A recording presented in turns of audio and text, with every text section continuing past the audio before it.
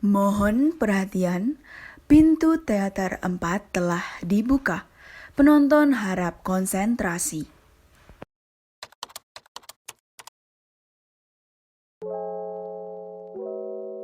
Assalamualaikum warahmatullahi wabarakatuh. Di video kali ini, kami dari kelompok 4 kelas 12 IPS 2 SMA Negeri 17 Surabaya akan menjelaskan mengenai contoh perkembangan Islam di Indonesia. Sebelumnya, kami akan memperkenalkan anggota dari kelompok 4. Saya Gevira Salma Gaida, absen 11. Saya Navita Fayola, Friang Rahita, absen 22. Dan saya sendiri, Putri Dwi Ramadhani, absen 26 yang akan menjelaskan tentang materi ini. Saya akan menjelaskan contoh perkembangan Islam di Indonesia dalam bidang kesehatan, bidang hukum, bidang seni, dan bidang organisasi Islam. Yang pertama, saya akan menjelaskan tentang bidang kesehatan. Sejarah mencatat bahwa peradaban Islam telah berkontribusi dalam dunia kesehatan. Sepanjang masa kejayaan Islam, perawatan medis diberikan secara cuma-cuma kepada masyarakat. Rumah sakit juga dibangun dan tersebar di kota-kota Islam di seluruh dunia.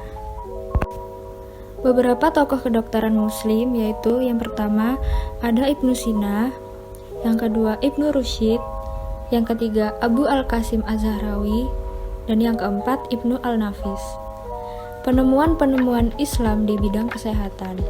Yang pertama ada anestesi, yang kedua kemoterapi, yang ketiga urologi, yang keempat surgeri, yang kelima psikoterapi, dan yang keenam bakteriologi. Yang kedua ada bidang hukum. Pengaruh Islam terhadap hukum di Indonesia mulai berkembang dengan munculnya hukum Islam yang diterapkan dalam kehidupan masyarakat Indonesia bersamaan dengan hukum adat pada saat itu. Hal ini menyebabkan terjadinya akulturasi antara hukum Islam dengan hukum adat. Nah, maka dari itu, hal ini juga mengakibatkan variasi hukum Islam di kalangan masyarakat Islam di Indonesia. Kalian tahu nggak sih apa itu hukum Islam?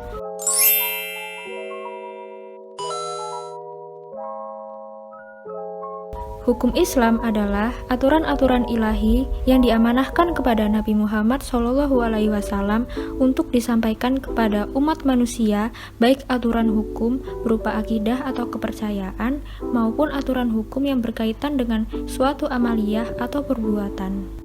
Perkembangan hukum Islam di Indonesia terbagi dalam 4 masa, yaitu 1. Masa sebelum pemerintah kolonial Belanda menguasai sepenuhnya tanah air kita, sejak Islam datang sampai berakhirnya VOC. 2. Masa penjajahan Belanda. 3. Masa penjajahan Jepang. Yang keempat, masa Indonesia merdeka. Gimana ya hukum Islam pada masa sekarang? Nah, hukum Islam pada masa sekarang bermula ketika masa reformasi menggantikan Orde Baru tahun 1998. Keinginan menasionalkan hukum Islam sangat kuat. Perkembangan hukum Islam pada masa ini mengalami kemajuan. Secara akurat, hukum Islam mulai disosialisasikan dalam kehidupan sosial. Sekarang kita lanjut ke dalam bidang seni. Nah, di bidang seni ini terbagi menjadi 3. Yang pertama, ada seni bangunan. Seni dan arsitektur bangunan Islam di Indonesia sangat unik, menarik, dan akulturatif. Seni bangunan yang menonjol di zaman perkembangan Islam di Indonesia salah satunya adalah masjid. Ciri-ciri masjid kuno di Indonesia adalah yang pertama, beratap tumpang atau bersusun. Yang kedua, semakin ke atas semakin kecil, dan tingkat paling atas berbentuk limas. Dan yang ketiga, jumlah tumpang biasanya ganjil. Berikut adalah contoh bangunan masjid kuno. Ada Masjid Banten dan Masjid Menara Kudus. Perkembangan Islam di Indonesia membawa pengaruh dalam bidang aksara atau tulisan. Yang pertama, abjad Arab untuk menulis bahasa Arab mulai digunakan di Indonesia. Yang kedua, huruf Arab digunakan untuk bidang seni ukir. Berkembang seni kaligrafi. Perkembangan sastra di zaman Madya terpengaruh sastra Islam dan Persia, tetapi tidak lepas dari pengaruh unsur sastra sebelumnya, sehingga terjadi akulturasi antara sastra Islam dengan sastra zaman pra-Islam. Seni sastra zaman Islam berkembang di Melayu dan Jawa. Yang terakhir ada wayang. Wayang diperkirakan sudah ada sejak 1500 sebelum Masehi dan berfungsi sebagai medium untuk mendatangkan arwah leluhur yang disebut hyang atau dahyang. Ketika agama Hindu dari India masuk ke Nusantara, wayang berkembang mengambil cerita dari kitab Mahabharata dan Ramayana. Sedangkan pada perkembangan budaya Islam di Jawa, wayang digunakan sebagai sarana dakwah untuk menyebarkan ajaran agama Islam. Wayang menjadi bukti akulturasi antara budaya pra-Islam dengan budaya Islam. Tokoh yang berperan adalah para ulama seperti Wali Songo dan penguasa lokal yang memeluk agama Islam.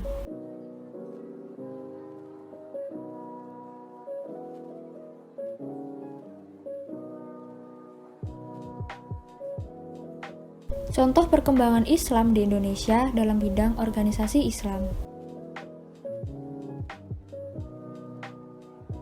Pertama, Sarekat Islam. Kedua, Jong Islamitenbon atau JIB. Ketiga, Al-Irsyad. Dan yang keempat, Perti. Sarekat Islam adalah organisasi dagang bernama Sarekat Dagang Islam atau SDI yang didirikan oleh KH Samanhudi pada 16 Oktober 1905.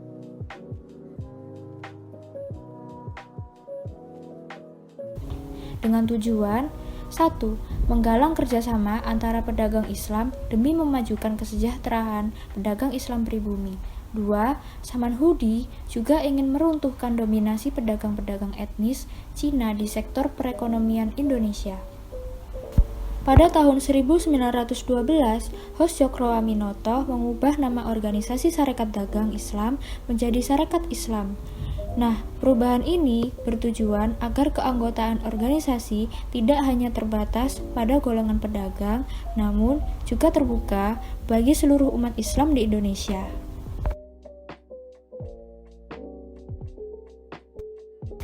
Jong Islamitenbon adalah organisasi perhimpunan pemuda dan pelajar Islam Hindia Belanda.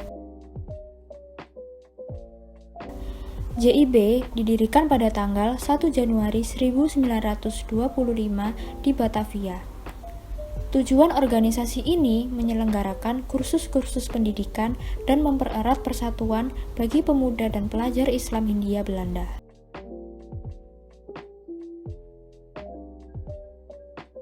Anggota JIB merupakan anggota dari Jong Sumatranenbon, Jong Java, dan organisasi pemuda lainnya.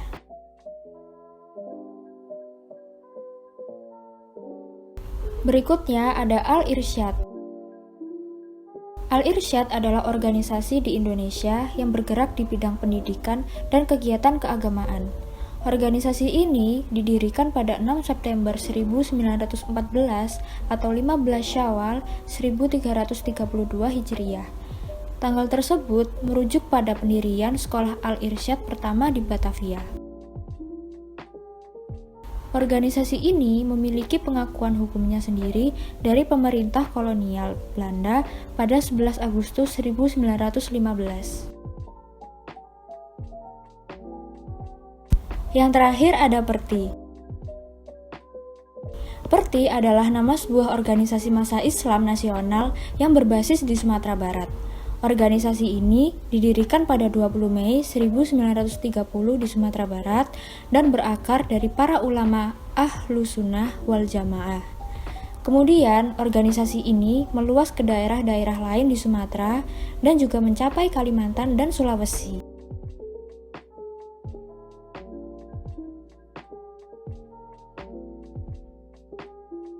Sekian dari kami. Wassalamualaikum warahmatullahi wabarakatuh.